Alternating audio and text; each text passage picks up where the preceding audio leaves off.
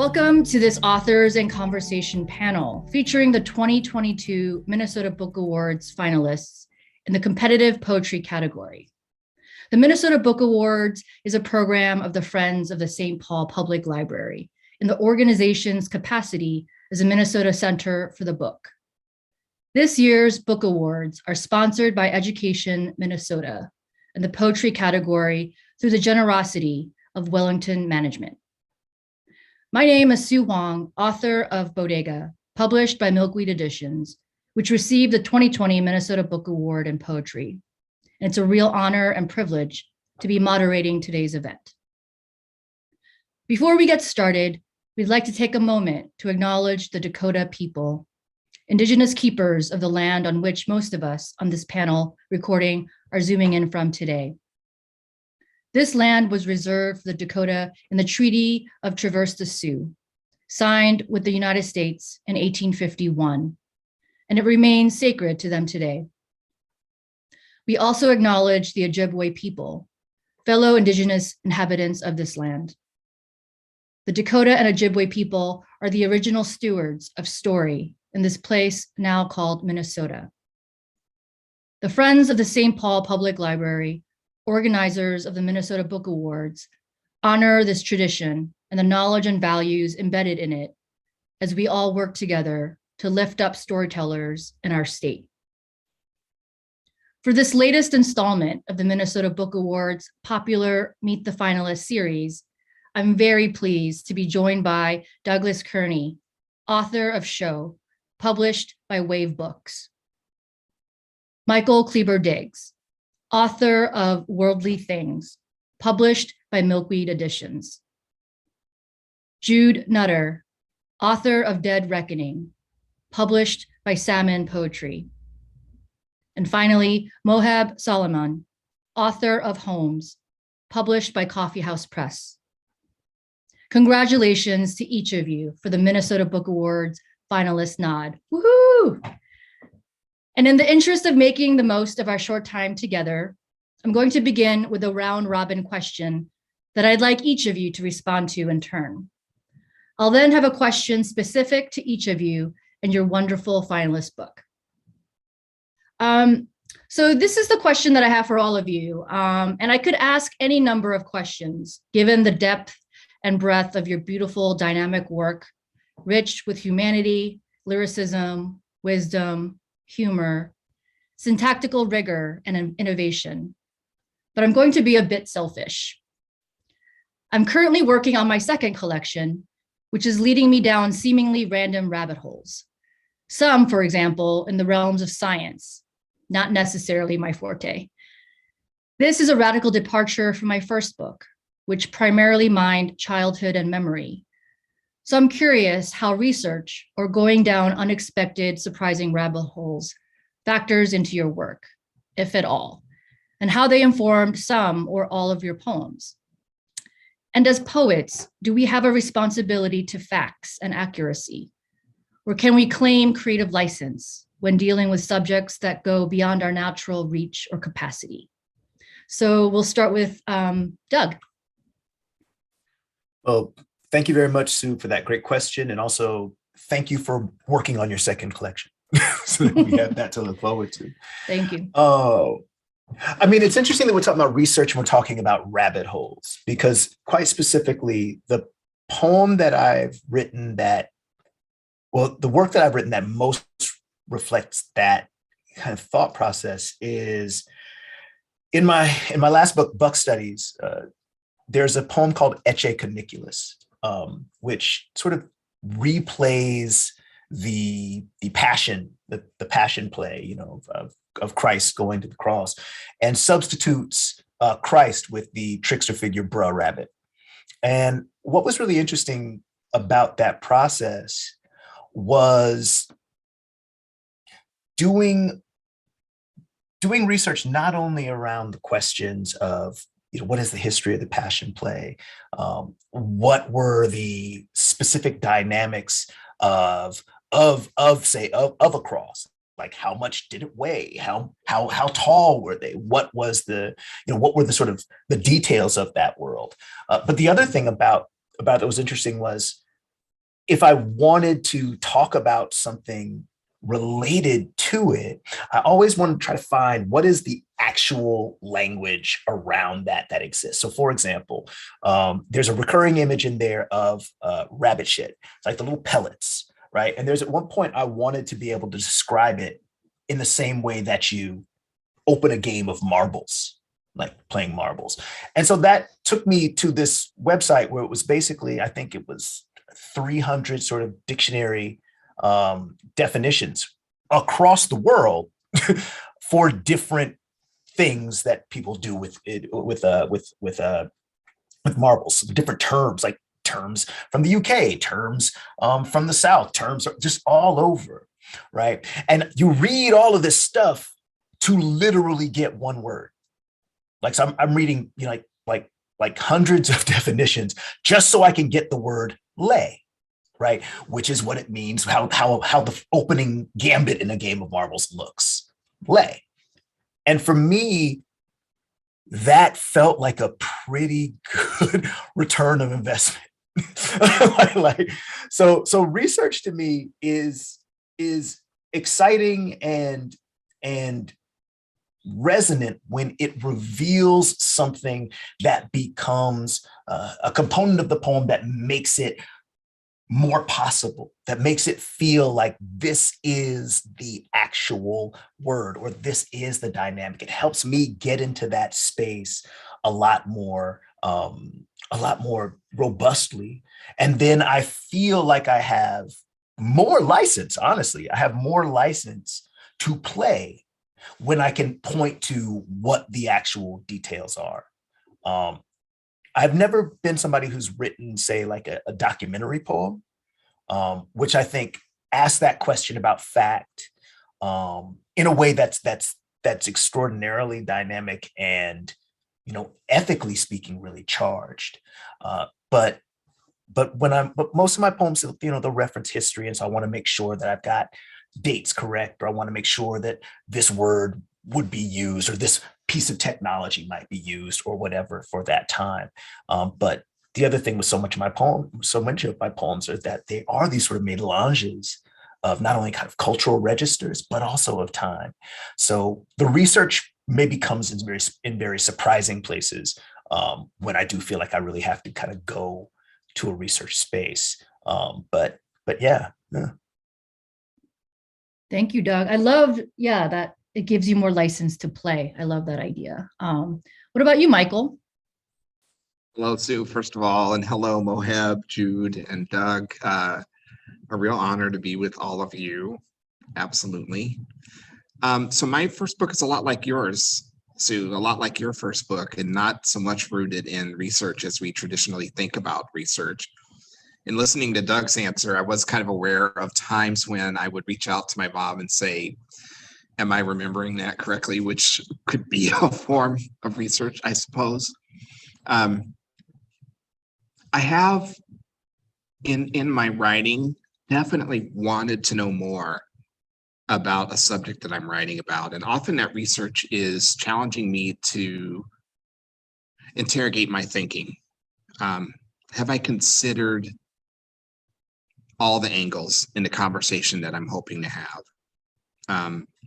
It's too soon to talk about it. I'm just beginning to kind of get a sense for how it might proceed, but I've also started to think about what's next for me, writing wise, in poetry. And the project that feels like it's arriving would require me to do a lot of research.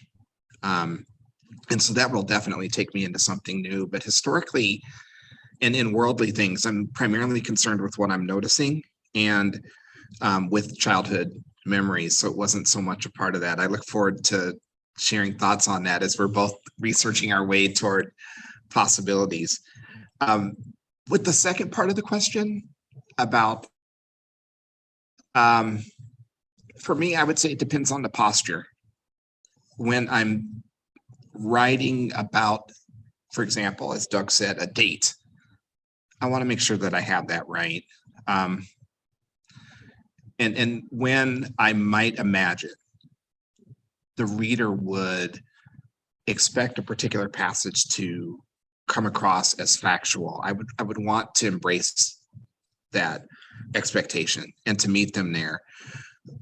But my writing tends to be more interested in truth, which I see as distinguishable from fact. I write a lot about feelings and emotions, and I'm interested in authenticity and candor with respect to those feelings and emotions, and what's true and what's real about feelings and motivations and things like that. And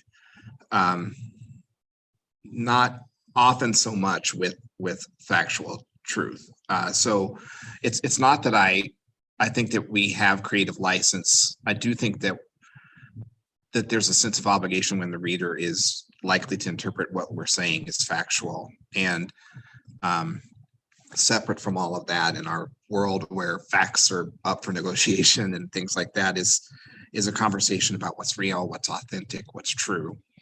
And I'm exceedingly interested in that conversation, those conversations and those emotions. Thank you, Michael. Yeah, I agree. I think it does. The posture in which we, which we are writing from is really important, and really appreciate the fact that you talked about sort of interrogating our own thinking as we do the research. So thank you for that. What about you, Jude? Any thoughts? Wonderful to be here. Congratulations, everybody. It's lovely to be in your company. Thank you, Sue, for doing this.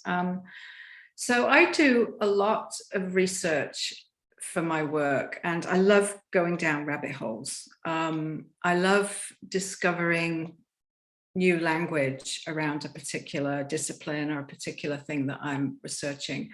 And I also find that as I'm researching and uncovering facts and ideas about the subject or the topic, that those can actually generate new material that can then enters the poem in some way. So it complicates the poem, it broadens the poem, it widens the poem, it allows me to make more connections perhaps, or go on digressions and then come back. So I love researching, and I use a lot of scientific, archaeological, historical stuff in my poetry. I think that was one of the things you mentioned in your personal question to me, Sue. But so I find that I want, obviously, this idea of, that what's the fidelity? Where do we have fidelity? Is it to the literal truth or to the emotional truth? Obviously, like I'm assuming all of us here, I absolutely believe in the fact that we have to get dates and specifics right. I mean, we want to be reliable narrators on that level, correct? So I am a stickler to getting facts right, and I'll research forever just to find, to make sure I've got things right. But so on that level, absolutely, I think we have to just have a fidelity to the fact. But what I find in my poetry, and it's mostly narrative, and they tend to be extended narratives, is that while there's a core of sort of a literal truth that's the core of the poem, in order to arrive at the emotional truth, I do a lot of imagining, fictionalizing. So I will actually invent whole scenarios to make a bridge or a transition in a poem. So, and I call it telling lies in the service of the truth. And I'm a believer in that, in terms of that's how you make a narrative poem work. So, and I think it connects to something that Michael was talking about what's authentic, what's true, what's real. And I think if it's made up, or if it's a fiction, if it's emotionally true, then it's true, even if it's a lie. And I love lying, and I always encourage my students to lie, and they're absolutely horrified. But for the sake of the poem, you have to go there. But research, yeah, absolutely, I love it, and it's a huge part of my process. Well, thank you, Jude. And next time I lie, I'm gonna reference you. I'll say I'm telling these lies in the service of the truth. So there you go. Yeah, there it went. But thank you so much. There's a lot of wisdom there. Moheb? Hello. Gosh, yeah, it means so much to be here, first of all, and to be here with the three of you, the four of you, with this book. it's hard to go after all of what's been said because it all rings so true. But I feel like really, yeah, you know, similar, Sue, to your position and kind of feeling like, I don't know, you know, where like I came at this book in a very autobiographical, you know, way, but it really is sort of purporting to be about the Great Lakes as a whole, you know, and there's something about the kind of, you know, it sounds like such a tame subject. I mean, I really like to play with the idea that it's almost kind of like a middle school subject, you know. There are so many kind of, you know, really basic facts to get at with it, you know. I mean, the title of the book, Holmes, is, you know, the acronym I remember learning in middle school about, you know, how to remember the 5 Great Lakes. And I felt like, you know, I wanted to sort of take on some of that discourse around, like, you know, it's a bioregion, it's a borderland.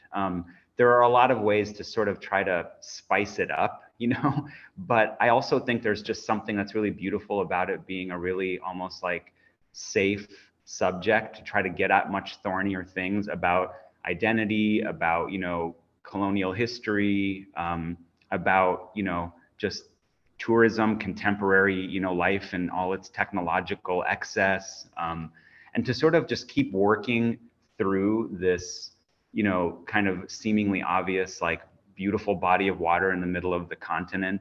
On the other hand, for a lot of people, this seemingly completely ruined, ugly body of water in the middle of the continent. There's just so much fodder there that, you know, you can really kind of try to turn it on its head. And I don't know, I'm thinking about, like, there's some poems in this book, for example, that are playing with the idea of like the lost cities of the Great Lakes. You know, lost city of Lake Erie, lost city of Lake Ontario. And, you know, that came out of kind of being under an avalanche of historical information. And, you know, there's a bit of a paralysis I think we can feel in kind of trying to reckon with the whole history, the whole complex, fraught history of, you know, this continent. Equally, there are some poems that are kind of trying to kind of take on environmental discourse in an absurd way. And that came out of, you know, a lot, you know, it was sort of a protocol of mine when I was traveling throughout this region multiple times to try to visit like every, you know, science center, every historical society, and just take in all that locally like fabricated, honestly, in some, you know, but just all of the knowledge that everyone's kind of trying to build from their own hubs and see what that adds up to. And it's just fascinating to me how much of that ends up being like, it's just so similar because they're all places that share a very similar history, because of the regions, you know, economic history, colonial history, industrial history, leisure, all that stuff.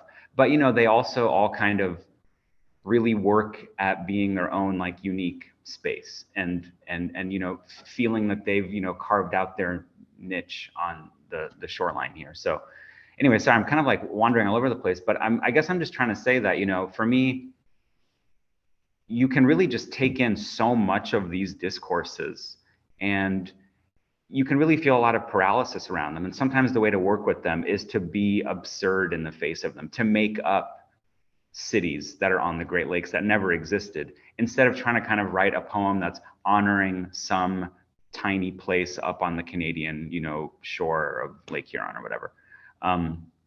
And, you know, likewise, I think that's really liberating too, because it sort of comes back around to, I think, the ways that so many of us experience so much of modern life, not as experts, you know.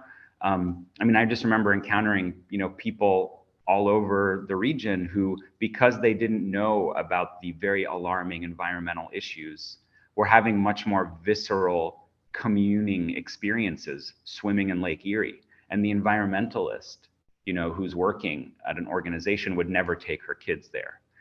That's like profound, you know. It's like, you know, if, you know, ignorance is bliss, like what's the opposite? You know, is it like knowledge is, you know, like dystopic, you know, like paralysis? I mean, so yeah, I mean, I just think you kind of have to like take it all and then sort of work through it and get away from it and sort of get back to a much more like common, almost naive experience of your subject, or you're just going to be so like, yeah, overwhelmed. Thank you so much. It looks like Michael wants to add something. Just really loved what Moheb was sharing there, and also wanted to go back to something Jude said. And like every once in a while I'll find myself like writing a poem about space. And this is a subject where I have what I would describe as a jaw-dropping lack of knowledge. I know there's stars and planets, basically, and that's kind of it. And I always hope that the reader will kind of be like, okay, this is a person who does not know physics, but is trying to craft a metaphor out of a crude understanding. And I certainly could appreciate a value in going further into that and achieving some kind of, for sure, additional clarity, but also maybe knowledge that would allow for, but in some areas, I feel like entering into that space is a diversion. Like I'm still probably not going to get the physics right. And if it's evolving, absolutely forget it. And I wanted to talk about lying in service of the truth, which is just such a exhilarating idea. And one that I do practice from time to time. I always hope that when I'm being absurd, people will notice that, but life is also absurd sometimes. So it's not always clear. And in worldly things, I'm kind of adopting a confessional narrative tradition. I'm writing about my lived experience, and there are a few instances there where I just make things up, like totally made it up. None of it happened. In a book where most of the things are things that actually did happen. And it's funny to see how people will say, I thought it was really cool that you went at night in your bathrobe and watered your neighbor's flowers. And I'm like, I would not do that. I actually don't even own a bathrobe. So but it's kind of funny how all those things kind of collide. But the truth of what I was trying to communicate in that poem, the truth of what I'm trying to reach for when I write about black holes and vacuums in space, I feel like comes through. I feel like that comes across. Yes, Doug, and then Jude. But I just want to just say that I feel really shook right now because I really thought you were out watering your flowers in a bathrobe. So my whole reality just shifted all of a sudden. But Doug, you want to add something? Yeah, I mean, sometimes I think about it as like, when do you metabolize the research, right? There's an approach to writing that like the research is the material of the poem or the essay, or like it's present and you're looking at the research. And there's sometimes where for me it's like, when do I metabolize it so that I can convert, something that Jude said earlier, like what is this discipline's language around this? Like I want that. I'm greedy for jargon, for ergot. Like I want to know how what does a physicist call this phenomenon that in my day I might call like, oh, I had the stumbles. Like what is that called at this other layer? Because the material of this language is etymology, which is one spot where you might be able to draw some interesting connections between two different things, or just literally for me, the sound. Like if there is a word that I know for something and that sound is not right, I mean, I will have to go out and find like, where else is the language which makes this available to me? And so often research becomes a way of just kind of creating and changing the dynamics of the framework of my imagination. But also when I metabolize that and possess it in a different way, it's interesting to sort of see how then that gets reprogrammed. And last thing I'll say is like, I was doing these like Photoshop collage pieces, and a lot of them were using circuitry, like diagrams of circuitry. And, there are all these, abbreviations and things scattered around there. And so I'm just like using them. And I'm saying like, no, I have to know what that means and what it does, or else it's just ornamental. And then I was able to like create puns and connections based upon those meanings, which is something that I would do with language that I already possessed. So I love that kind of moment of metabolizing the research. Yeah, I wanted to add that. Thank you so much, Doug. Wow, my brain is exploding from all of this amazing insight. Jude, did you want to add anything else to this conversation? Just briefly. I love what you said, first of all, Doug, about research changing. I just wrote it down. I loved it so much. Research changing the dynamics of the imagination. And that's exactly how it works. I mean, I love the way you phrase that. It just connecting back to something Michael said, this idea of, about you and your bathrobe, and people, it's interesting to me, that readers or listeners to our work sort of assume that the I is always telling the truth, right? And that it's autobiographical and there's all kinds of theories about that, the contract set up by the romantics with the I voice and blah, blah, blah. But just sort of connecting to your story, Michael, I have this whole character who's a lover who lives in Berlin and he works for Interpol. He rides a motorbike. He's got a whole backstory, who comes into the poems when I need him. And I was at a reading once and I read this long poem and he's in there and he's at work and he's wearing a pistol and he's got his feet on the table. And after the reading, this woman came up to me and said, "Oh my God, is there really a lover in Berlin with a pistol?" And I said, "Do you believe there's a lover in Berlin with a pistol?" And she said, "Oh, yes." And I said, "Well, there is a lover in Berlin with a pistol then." So same thing, people are sort of believing that you're going out in your bathrobe, even when you tell them it's not true, they're still going to believe it, right? Because they want to see Michael as going out watering his flowers wearing a bathrobe. Thank you so much, Jude. And thank you. Wow. I think the reason why I asked that question is because of what Moheb was saying. There is this sort of paralysis, right?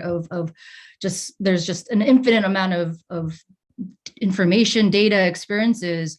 But I think, this, like, just listening to you all speak, it's giving me permission to be absurd, to lie, to play. And I almost feel like as poets, we're like photosynthesizing, right? We're like converting one thing into this other thing, like, and by sort of osmosis, I don't know, we're just creating a new dynamic. So thank you so much. That was awesome. So now I'm going to move over to asking sort of specific questions to each poet about their finalist books. So I will start with Doug. We'll just sort of go in the order.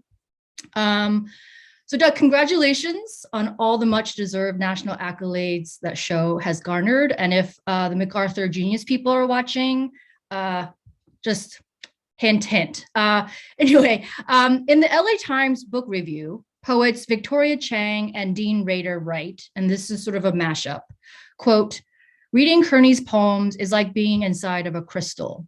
Depending on the time of day and how the light is shining through the crystal, the poem's meanings can change. It is truly a disorienting, prismatic experience. Reading Kearney's poems makes me wonder about the poem's relationship to the reader.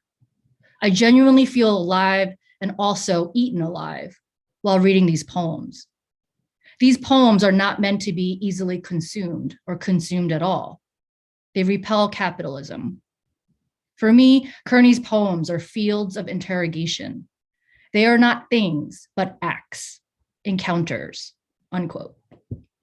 And in a recent interview, you, Doug, said you want your readers to be, quote, "suspicious of language." So could you elaborate on this push-pull relationship in your work and how you reconcile, if at all, the gaze of the reader? And how does this dynamic find application with your libretto and other creative disciplines? Thank you for that question, Sue. And the second half of it actually helps me answer the first. My thesis project for my MFA at CalArts was an opera libretto written in a counterfeit Afro-diasporic language. And the idea behind that was that there is an appetite for Black cultural production that oftentimes excises its Black roots, the Black cost of it, just for the new shiny bubble, right? So the idea for this libretto, which is the first opera I've ever written, was that there would be a character whose activities made it possible for the audience to see a supertitled translation of the language, right? This character was trying to escape a certain space, and their activity made it possible for there to be a translation. But if that character were distracted or incapacitated or some other thing, suddenly that translation would be lost. So the audience was going to have to toggle between a language that they were not familiar with and yet able to have sort of given to them, and passages where that language they were just stuck with the language. And I wanted that to, at some level, kind of simulate the appetite, the desire to have access and possession, right, to comprehend / apprehend this language. And I think in many ways that encapsulates some of my ambivalences toward being a writer and performer in a culture in which the cultural production that I consider a part, the tradition that's most resonant to me, is oftentimes simultaneously devalued and yet absolutely yenned after. And so if I think about the thing that I write about more often than not, the thing that's been the longest concern of mine, and you know, people who, if anybody's ever read any interview or anything that I've done, they're probably sick of hearing this, but I am deeply engaged with the kind of intersection of violence against Black people and entertainment / spectacle. That is what I think about a lot. And in some ways, violence and entertainment are, you know, just deep parts of US American colonial history as sources of entertainment. Like the Western, is not only a kind of a central myth, but it was one of the things that kept the early film industry like alive. And so that intersection, whether we're talking about the Western, whether we're talking about, non-generic manifest destiny, whether we're talking about gangster rap, whether we're talking about videos of violence against Black people, like all of those things become a kind of material that I am critical of, because on the one hand, you could look at that video and you could say, look, this is informing people of what happens, and it's proof, right? It's proof. But simultaneously, and not like simultaneously, it's the equivalent of putting a head on a stake outside of a town, right? It's also a warning. This is what will happen. So my ambivalence then comes with, how do I attempt to write poems that are, I don't want to say spectacular in terms of like, they're great, but spectacular in terms of, here is an event that is making a spectacle of something. How do I come to a space and present that poetry in a way that allows me to leverage like the skills I have as a performer and all that, and as a writer? How do I do that while still remaining critical of the very thing that is kind of coming together and colliding together? And that push-pull, I feel like, has been one of the central tensions of so much Black cultural production since there was Black cultural production to be had in the US. So I don't feel like I'm new to that. Like, I don't feel like this is some new discovery, this ambivalence. But I do wonder a lot how far I can kind of live in that space, and where that goes to kind of goes back to opera in some ways. What does it mean for me to make a text that I don't have to be the bodily presence? Therefore, what does it mean to produce a text where the moments of fiction that we were just talking about are so clear, because opera is so stunningly and unapologetically artificial. Like you are looking at myth when you look at opera. And so there's a part of me that's like, how can I take my body and my presence out of the encounter between the reader, the audience, and myself and the work? And so that's something I think about a lot. And book I'm working on now, there are many poems in there where I honestly, and it's something I've been trying to do for years, but I honestly can't imagine how me reading it would be at all helpful.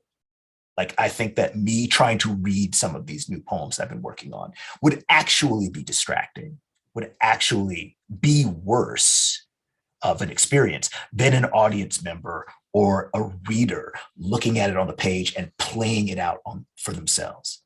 So, in many ways, the idea of my performance has become sort of like a thing that I'm synonymous with me. So almost like thinking about your first question today, Sue, like, what does it mean to sort of plan a thing where the thing you do is no longer going to be like the animating presence? But yeah, so it's the push pull, but it keeps going.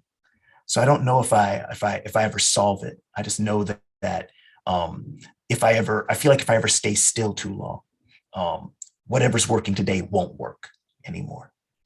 So there's a kind of fugitivity to that. Well, thank you so much, Doug. And I cannot wait to experience your next book. Thank you so much. Woo! So much just genius in this space. I'm just sort of taking it all in. Thank you so much. So my next question is to Michael. Hello, Milkweed Pressmate and Poemi. So Worldly Things tackles so many issues and themes in our collective consciousness with grace, humor, authenticity, as well as a quiet urgency.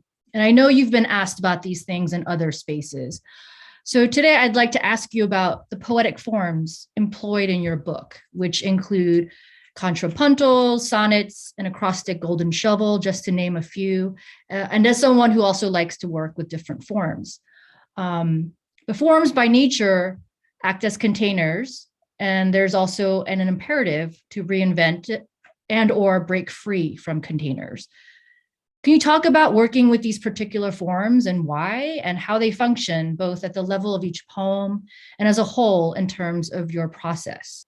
But before I get to that, can I just say it's like almost impossible. I'm so energized by all the comments, which is why can I talk some more? But just in response to what Doug was sharing, I just wanted to say a few things. I think so much about the difference between myself as poet and myself as performer. I can still remember being at a reading and just some of my absolute Minnesota poetry heroes were there. Dinesh was there, Valfi was there, Ed Bockley was there, and we had an MC who kept saying, "Oh, I'm so excited for the performers that you're going to see tonight." And I'm like, "Oh, I'm in trouble. I'm in such here comes Michael with his Black Garrison Keeler shtick. It's not performance is such a wild way. I'm oh wow, I might be in the wrong room." And of course it was beautiful. We all are who we are, but that tension between those two things is so complicated when you add race and history and colonialism and culture and violence and all of those things. And I just, as you were talking, Doug, found myself thinking about Love is the Message. The Message is Death, which is a Arthur Jafa film that provides just such a spectacular frame for how visual images are celebrated in our culture. Often they're euphoric. Sometimes they're violence. But whatever they are, they're connected to some deeply troubling, complicated racial histories. And myself as the person at home trying to get the lines right, and myself reading in a room, often before white audiences, it can really make the challenge of both exercises complicated. It's something that I think about a lot. Your question is about form, and form for me is most always part of the how. You noted in your question that I often write from a place of captivation, I was visiting with the poet Sean Hill recently, and Sean is a conspicuous researcher. Like, research is a significant part of his process. And he also spoke about noticing and taking in what he sees as he's navigating his day. He shared a story about an interaction with police officers and wanting to reach for his notebook, but also thinking, I probably can't do that, right? And there's noticing is a big part of my arts practice right now. Often when I'm thinking about form, I'm driving from that noticing and trying to consider how. I have contrapuntals in worldly things. I have a bop in worldly things. I have an acrostic golden shovel, different kinds of forms. With one of the contrapuntals, I was trying to figure out, how do I have a conversation about my father as a father and myself as a father? And in thinking about how I might tell that story, I just kept seeing two tracks, which is a common contrapuntal structure where I have essentially one poem about my father, one poem about me, and then a third possibility that brings us together. In that case, form is guidance on how I can tell that story. And for me, in my writing, when I'm going to form, that's usually the case. I'm trying to figure out, how can I respond to this captivation? That's often a question of language. What's my entry point? Image. But it's also sometimes a matter of approach. What's the frame for this? What feels right? That was certainly true in the contrapuntals. The acrostic golden shovel was just like, it was a Saturday, and I'm like, what would be fun is if I wrote an acrostic golden shovel, and then 3 years later, I'm like, let's remember not to do that ever again. And then the bop was a intentional effort to connect to the Black poetic tradition. The bop is a form that originated at Cave Canem, which is a retreat space and fellowship program for Black poets. And I loved that was created there. I knew that I wanted to have a conversation about similarities between the Black experience with injustice and the Native experience with injustice. And it just occurred to me that the bop would be a great frame for that conversation. So it's typically a way of how, right now, just to share it, I have a couple of conversations that I want to have, and I'm in varying stages with both of them, that just insist on being sestinas. And here in the club, we all know, like, why couldn't they show up as free verse poems? And I don't want to do a 39-line poem with six sets texts and a tercet at the end and repeating the same 6 words, but I'm really interested in mantras and in going back and going back and going back. And so in both cases, sestinas feel like what they want to be. And when I started writing them, I had black hair and 20/20 vision. And so you can see it's taken quite a toll on me at the writing desk. But yeah, form is almost always for me just a part of how I can tell the story that I want to tell. Thanks, Michael. I love how Doug just typed flex in the chat when you were talking about the two sestinas. And we need to discuss what your definition of fun is on a Saturday. But thank you so much. And I wrote a sestina for the first book, and I pretty much said I will never write another one. So anyway, thank you so much for your insights and a glimpse into your process. So my next question is for Jude. Hello, Jude. It's a real honor to finally meet you after hearing about you and your work for so many years. And I was immediately immersed in the deep well of language, imagery, and tonal range in Dead Reckoning, and was moved by these poems that contemplate human desire whilst mired in palpable sorrow and loss. The line from your poem, My Mother's Teeth, quote, "I say the body's ferocity to die is as real as its ferocity to live." And that really sort of illustrated for me sort of the themes of your book. And with elderly parents myself, these poems urged me to confront what's ahead and my and our own mortality on a more visceral level, as it happens with such penetrating work. And you delve into a multitude of archetypes and metaphors like navigation, astronomy, astrology, geology, ekphrasis, etc., to excavate and dwell in these threads of emotions in light of personal and collective histories. And I'm just curious how these subjects came to your awareness. And I guess this sort of is an extension of my question from before about research, but how they came into your awareness and the ways in which they were braided in this collection. And what are you exploring now, now that you've had some time to process and integrate your grief? Is there anything new that's piqued your interest as our world burns? Good questions. Let's see. The topics that you sort of the subjects that you mentioned, astronomy and geology and all that. I mean, I've ever since I was a kid, I've just been voracious in sort of what I'm interested in. So I read a lot. I read a lot of different subjects, and like I say, it's the research. It's sort of research is part of my process, but it's also I just love learning stuff.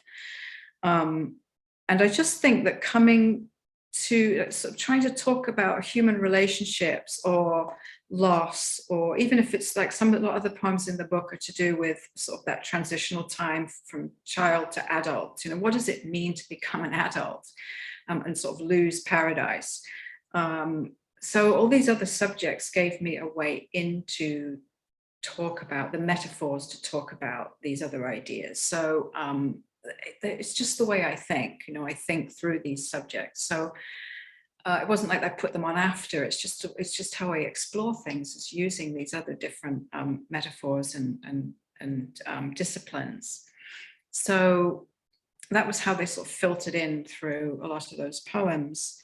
And in terms of what I'm working on now is, it was interesting where you phrased that, what now you've had a chance to process and integrate your grief. And I do think that, I don't think there's ever closure on grief, whatever you're grieving you're doing, whether it's for yourself as a child or your parents or the planet or whatever. And I've often thought that, I'm a poet that writes nothing but elegies. Somebody once told me that in a workshop, "Oh, you write nothing but elegies." And I thought, well, what the hell is wrong with that? So I think I want to work on a series of poems. I just started one that sort of connects to a very short one in the book, which actually was one of the last poems I wrote for the book, just about grieving for the planet. I know that sounds sort of cliched and a bit kind of twee, but how do we grieve our home, the planet, thinking about nature, thinking about culture, thinking about, all those losses, the things that we're losing. And I haven't actually found a way in yet, but I'm going to have to do it. I decided that I'm going to have to do it, choosing a maybe specific. I was fascinated with insects as a child. I collected insects. Thinking about using specific insects that have a lot of resonance, can do my research and use them as a way into talking about these larger. I'm not quite sure how it's going to work yet, but that's sort of where I'm going, I think, with this next collection. I want to do something. Still to do with elegy, though, still to do with grieving, still to do with loss, because I think it's all loss, right? It's behind everything. Yes, definitely. Yeah. Well, and I'm so excited to, I can't wait to read your next work. And I don't know if this has anything, this is just an aside, but I just saw this on Instagram earlier today. A friend of mine who's just like a voracious reader posted a book called The Kissing Bug. I don't know if you've heard that. And apparently it's being recommended by lots of other writers. So I don't know if you want to look into it. I definitely will, yeah. Yeah, and I think it might have been like was nominated for, I don't know, either the Penn Literary Award or National Book Award. Oh, is it Penn? Yeah. But it's called The Kissing Bug by Daisy Hernandez. Okay, I'll look for that. Thank you. But I thank you so much, Jude. I mean, I asked those questions because as I was reading your book, there were just so many subjects that I am personally interested in, and the way that you were integrating them was just sort of masterful. And I just, wanted to know sort of what your thinking was behind some of your process. So thank you so much. And my last question today goes to Moheb. Hi, Moheb. Great to see you again. The last time I saw Moheb in real life was at his book launch for Holmes last summer at the Mississippi Watershed Management Organization with Hyde E. Erdrich and Ed Block Lee, which was just an amazing event. And it was just great to see everyone for the first time after, a year of isolation. So I have actually two sort of questions for you, and I realize my questions are sort of multi-pronged questions. So, but the first, which I've been meaning to ask you, if I saw you at a event or a party, I was going to just like corner you and be like, why did you not have a table of contents? I don't understand. So I guess that's my first question is, I noticed right away your book doesn't have a table of contents. And I was like, wow, that is a bold move. So yeah, I just kind of was curious about your decision to forego it. And my other question is, and this dovetails from my general questions about research, but you're an interdisciplinary poet working with various mediums, but primarily through language. So I'm really curious about your process and modes of operation, immersion, and creation. You've produced a wide range of site-specific installations, as well as video-based and performance projects. So what are some of the ways that these disciplines interplay with the poems in this collection? And did your other practices influence or guide your formal decisions, like kind of the way that the poems were ordered in the manuscript in the collection? And this deeply meditative work feels like a culmination of many years of research and observation. So what or where do you see yourself diving into next? Wow. Yeah. So much to say to that. Thank you for all that. And gosh, thank you all for your thoughts too. It really is hard, Michael, not to just sit here and respond to everybody's. I shouldn't have had like a pen in my hand even. Well, so, that whole table of contents thing, I guess I feel like I neglected the very practical purpose of it for what I felt was a very, conceptually sound, kind of close to my heart approach to writing, maybe some of my ambivalence about poetry, about books of poetry, which really connects to your second question. So I just kind of want to try to talk about it all together. I mean, this book really was, as you said, it was an accumulation of writing, and it really piled up. And I didn't think for a long time that I had a book of poems in my hands, because I was busy doing many other things with a lot of the poems that were in this book that, I felt were those projects were more true to the heart of the poems, about embodiment, about, trying to have sort of, exploring kind of like our actual physical experience in the world, our experience with otherness when it comes to the non-human living world, and sort of how that might really radically change our preoccupations with race, class, gender as ways we identify, to sort of having to kind of think on a more existential level about just what human beings are with other living creatures. And, a lot of that just kind of kept finding its way into poetry, because I've been working with poetry for my whole life. And yet, it sort of was constantly revealing the limits of language, and, what do you do when you're a poet who's, really preoccupied with like embodiment or, taking a hike, what I mean? If that is, if being out in the world can really be gratifying and can be, just transform your, perspective, what are you doing writing it down? That has been something that I have struggled with, and so much in my practice. So, really practically, I mean, just to try to get back to what you were saying, I felt at a table of contents, like was even very ambivalent about titles for these poems. The book is formatted in a way where the titles are off to the side, almost like a heading in a journal. It's like, don't even worry about it. It's the backstory, place and time. You sit down somewhere and you're like, 3 p.m. after lunch, in the blah, blah, blah, blah. And the titles even are kind of, formatted. I mean, the language that they use, sometimes it's a really big run-on sentence. It's not precious, because I wanted to focus on the practice of the poem, the attempt once again to hit my head against Great Lakes natural, cultural, kind of just like, bliss abyss, and the poems again work. I mean, I don't think there are many big ideas worded here. It's not a book of like wisdom. I don't know if I could do that if I tried. I mean, there's a preoccupation with kind of, just like I was saying, how language is the only way we come to know things. And you can't help but read a billboard, that whole kind of thing. So it's struggling with language and trying to put language to some of these, more kind of, phenomenological experiences.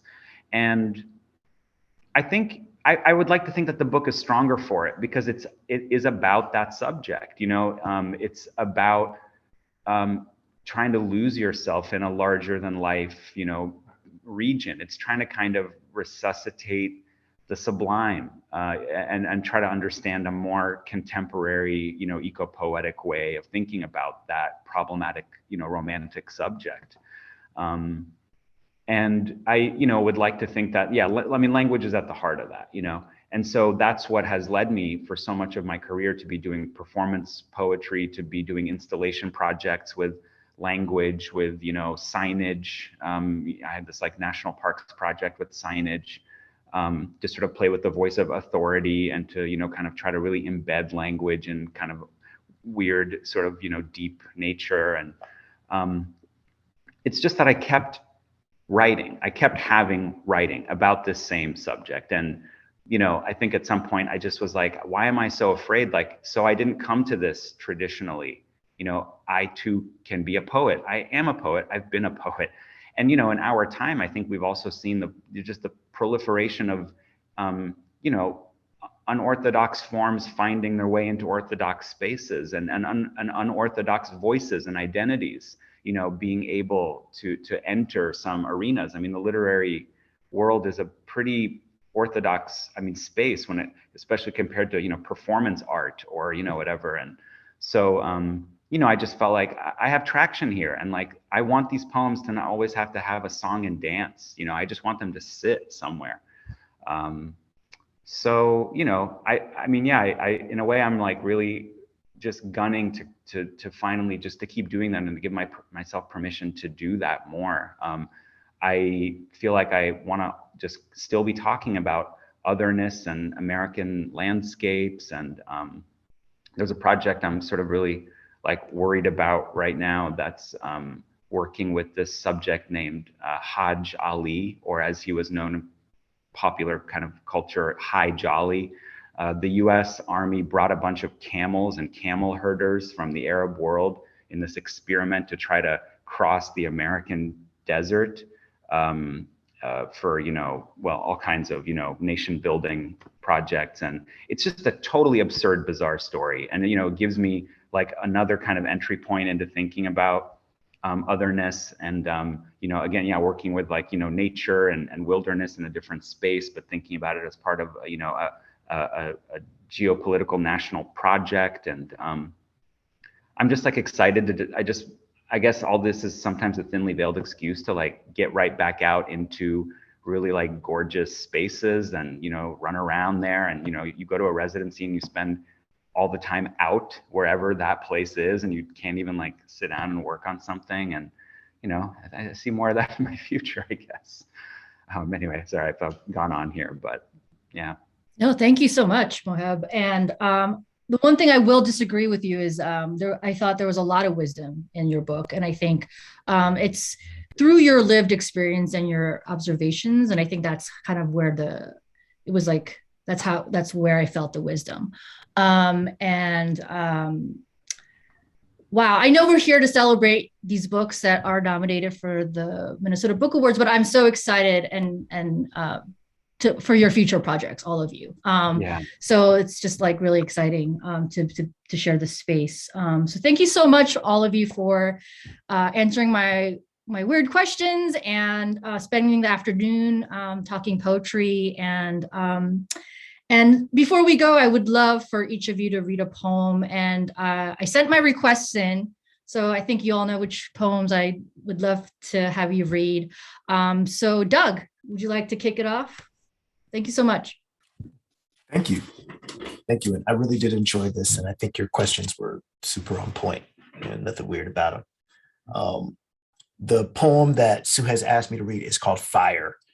And it's basically about the presence of sensuality in a lot of Black spiritual traditions, including sort of Judeo-Christian experiences, and the simultaneous denial of the sensual, specifically non-cisgendered sensuality.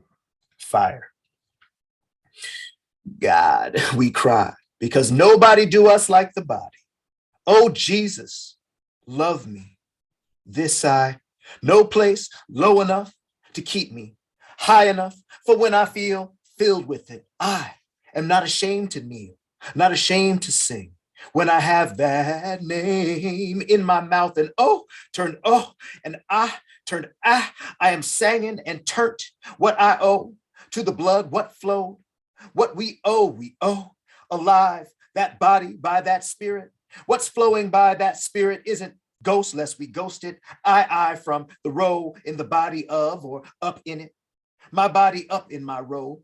My eye roll up to lift, to wonder from where I get what come. What's ghost isn't spirit.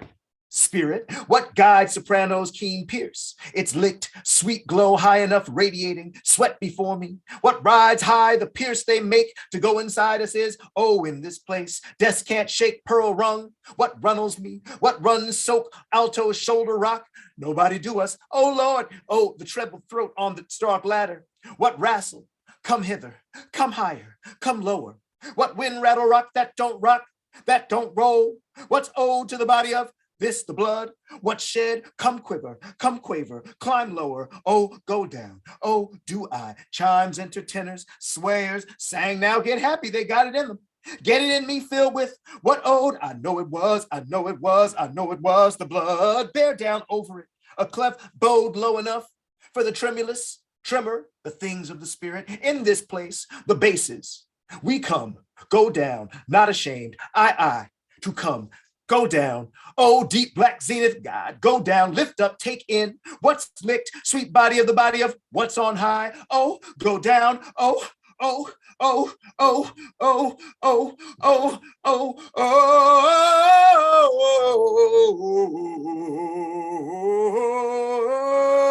that God, good spirit flow, pierce, run, swayed, bowed, what we owed the body, I see, we sang a sweet body of the sweet body we give. I know it was what flow in the row, in the body of the things of the spirit. I turn a rocked, tremor turnt thing, nobody. I know it was, my mouth full of sweat. What chimed with what I know it was supposed to be, but shed like a skin, like a robe. I went down to the row in the sweet body of, I see, I hear. What said was too ashamed to owe. What flowed from the spirit, I know it wasn't what I see. Some said like a snake, like a shame, what I owe, when down in the row, the word don't do me, what I do now. Wow. Woo! Thank you, Doug. Thank you. Thank you so much. Wow. I don't know how you're going to follow that, Michael, but good luck. Yeah, thank you. I just want to, before I read my poem, and I'm going to read America is Loving Me to Death, which is the poem that you requested to, and this is the acrostic golden shovel that we talked about earlier today. I just want to close again by saying what an honor it is for me to be here with all of you.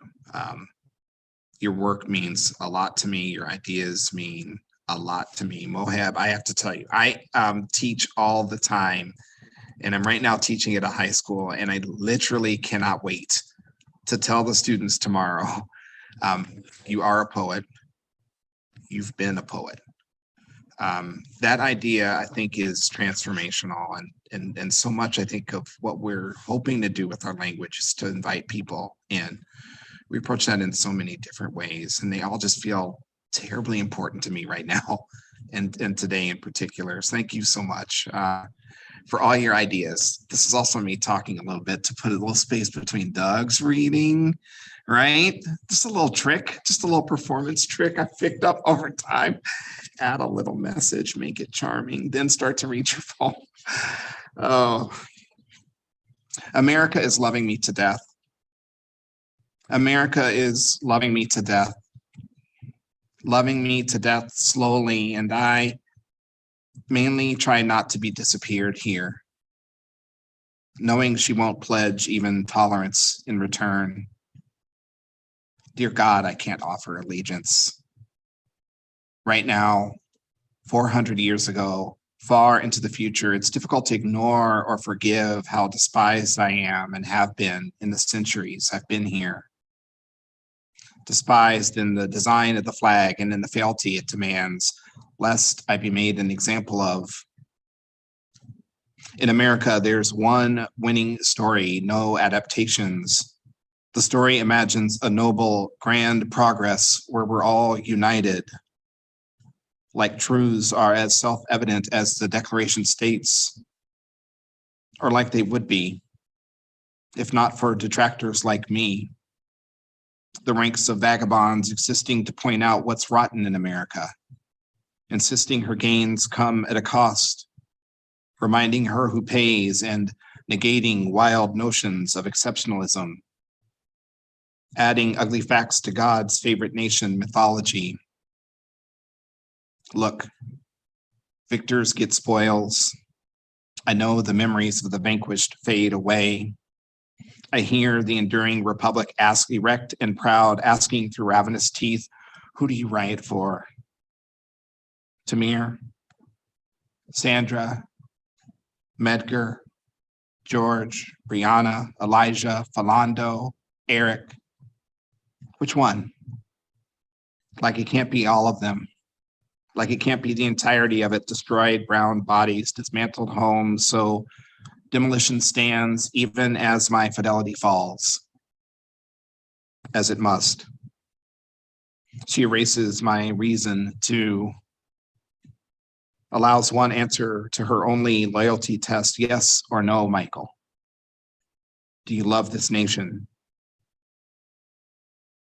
Then hates me for saying I can't,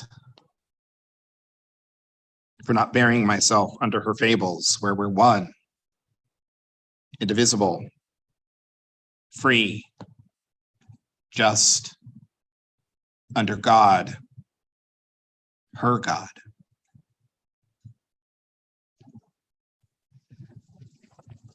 Thank you so much, Michael. Such a powerful and amazing poem. I love hearing it every time, so thank you so much for reading it here today. And next we have Jude reading a poem that I've requested as well. Thank you so much. Thank you. So I'm going to do what Michael did. I'm just going to create a little buffer before I read. I'm going to reiterate what Michael said too. It's an honor to be here with you all, and just it's fantastic. It's just what I needed, and I really am sorry that I won't be with you all physically for the ceremony. It would have been just marvelous to, get together, but hopefully sometime in the future we can all meet in person. I got to change my glasses here, sorry. I'm going to read My Mother's Teeth, which is the one that Sue requested. And it's got this, the teeth is, the teeth is a recurring image in my poems, the teeth, a tooth, and the mouth as well. The mouth, not just as a sort of a point of transition, a threshold, but as the place we make language and communicate. So that's sort of those two things are sort of recurring images through the book. My mother's teeth. You had been held without effort and with indifference for 2 full days in the soil's untidy grip before I found them in the small, round Tupperware on the shelf above your sink. Those pale, low battlements against which your words were born. I say the body's ferocity to die is as real as its ferocity to live. I remember the way the firm seam of your lips refused every effort we made to feed you tiny portions of food and crushed tablets folded with honey. I knew the undertaker had packed your throat with gauze, corked your mouth into a pleasing shape, and then wired your jaw finally closed. And I began dreaming you'd been kidnapped, your mouth stuffed with whatever was close at hand, scarf, sock, underwear, duster, because it felt as if the world were holding you ransom, as if a typed note might drop through the galvanized sneer of the letterbox, that whatever the price, I would pay it. We had cleared the paraphernalia of your dying away, the baby food and morphine and needles, the bed, the commode, the dressings and tablets and fortified juices, and the oxygen with its skeins of tubing. And because I needed to hold them fast in the way I held your body fast, in mind, in earth, with your feet to the hills and your head to the bay and its small talk of salt, I climbed to the lake with your teeth in their plastic temple in my pocket. You must remember how it is. The higher you climb, the deeper the world inhabits its essentials, until there is nothing but wind and brightness hand in hand, heaving through the ling and bog cotton. And close to the soil, the solid green mouths of the sundew, which never truly close, building their sweetness out of light and rain and the rendered bodies of insects. And I threw them in. I threw your teeth into the silken grip of the water, which treasures everything it is offered, even tannin and shadow, even the dark droppings of sheep like round buttons, even bones unbuckled in the heather. I say the mouth is the most dangerous kingdom of all. I say paradise is there behind the gates of the teeth, because it is there that the tongue's nimble wand names its hungers. And I say life means nothing if we can't be brought willingly down and consumed by the terrible needs in another's mouth.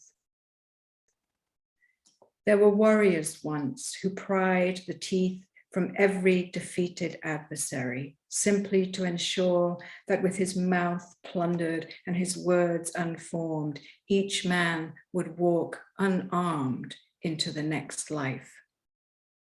Just think what such a belief reveals about the purpose of words in this life. But I say, even in this life, sometimes there is no language, only gesture. I threw them out as far as I could. I say the living can be wounded like water. With a final shy sound, they slipped through the skin of the lake. And I kissed them, of course, before I threw them. Of course I held them gently and with both hands, and I put them to my lips. Thank you. Wow, thank you so much, Jude. And for those of you who are watching this later, everyone, we're all clapping, and just such an amazing, powerful poem. Thank you so much, Jude. And I would hope that, yeah, after you return from Ireland, we can all, I don't know, grab a drink by a fire in someone's backyard or something. That sounds nice. Thank you so much. I'm just trying to add some space for you, Mohab. So, and our final reader tonight, or today, not tonight, but today, is Mohab. Thank you so much. Thank you so much. Back to you. This has been, yeah, like I said, it's been really meaningful to me to be here with you all. And I just have, just have so much to say to each one of you, independently. And I appreciate that we're getting to read here a little bit at the end, and that's really nice too. I wanted to say, Jude, my partner, Catherine Savage, has her first book coming out called Ground Glass in August. And I just really hope the two of you find a way to connect, because there's just so much in common. It just was like chilling to hear your poem for it, and to inform it with some of the work of hers that I've been around, involving grief and environment and her father and other things. So anyway, I just really appreciated that reading. Yeah, so Sue, you gave me a hard poem to read for some reason. I'm like anxious to read this one. I've never read this one out loud quite, so I'm gonna just do it. I wanted to ask you though, can you just tell us what science you're working on for the next book, or what is this next book? I'd love to hear it, and I'm sure we all would too. Well, it's a combination. I mean, it's actually it's sort of an absurdist bent on things, but I'm sort of looking into deep time. And I'm also interested in Hellenistic astrology. I've been taking a course in Hellenistic astrology for the last 2 years. So I don't know, there's things about space and human folly in the context of deep time and our existence here. And so yeah, it's a little broad. And the reason I actually asked you to read this poem is because I was asked to write a poem for this project, and I've been asked to write about the emerald ash borer and invasive species. And so when I read this poem in your collection, I don't know, it sort of inspired me to think about that project that I'm supposed to be working on that I haven't started yet. And just talking about, and you mentioned the Asian carp, which is another sort of invasive species, and how the language around these animals are sort of, there's like parallels to what's happening with, xenophobia and what's going on with, COVID and just kind of the threads. So I just wanted to hear you read this poem. Oh yeah, no, right on. And I appreciate kind of getting to share a part of this book too, that is, there's a whole thread in this book, as much as it is about, place and contemporary nature and everything. It really is also, from a very personal standpoint, kind of thinking about, being an immigrant to the United States and how to sort of think about belonging here. And I think it does some of that, work I was saying before about just kind of trying to, enter into subjects with other subjects kind of cloaked behind you. I think that's definitely at play with thinking about kind of the weird overlaps of Asian carp and, environmental issues and immigration. So anyway, let me give it a shot. But yeah, thank you all again.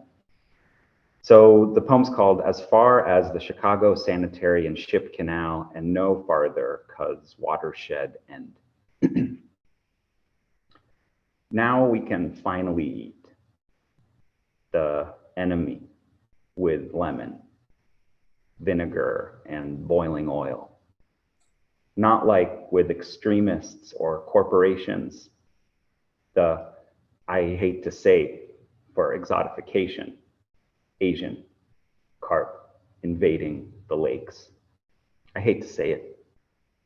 From tributaries stuffed to guts with fish, piss, poor in diversity, white, rural catfish sucking rock bottom, while the big head, grass, silver, black take their notorious leaps, pulling themselves up by the gill straps through glassy ceiling to slap you in the dingy face, like a school of dueling gloves sharp enough to or recolonize, rich with abandoned fish and protein and roe, upward each of millions in the Chicago River. All kinds of carp in there, binding watersheds together, backward, unwholesome, industrious, and immigrant, as the city's 20th century engineers who perverted the course of nature by throttling a river in reverse through a continental divide and let the fish fly. So, into the frying pan, Chicago, Milwaukee, Green Bay, you already down it all. Cleveland, Buffalo, Rochester, I know you. Hungry. Protect your borders and gorge. Ontario, get out your tartar sauce and panko. Michigan, you'll be surrounded. Do the patriotic thing and eat. If they just changed their name to something more appetizing, something white fish, a new shade of salmon, we're sold. We'd fight for our country with gluttony. That's why we brought them here. That's why they survived. Thank you. Thank you, Mohab. That was amazing. I loved hearing you read that poem. Thank you for entertaining me. I know it was your first time, but it was great. And thank you all again for being here today. And I think I might have said it in one of our emails, I do not envy the judges at all. So many thanks to our tremendous poetry category finalists and to all of you watching for taking part in this Meet the Finalists panel. If you enjoyed this talk, you can find a treasure trove of past events archived on the YouTube channel of the Minnesota Book Awards Steward Organization, the Friends of the St. Paul Public Library. You can find out more about future programs on their website, thefriends.org. In particular, mark your calendars for Tuesday, April 26th, 2022. That's the evening that the winner in this category and 8 others are finally revealed. For the first time in 2 years, the Minnesota Book Award will be in person. Woohoo! Please join us in St. Paul at the Ordway Center for the Performing Arts. Tickets are just $22, and you can visit thefriends.org/MNBA for details. Thank you again, and please take good care. Have a great day.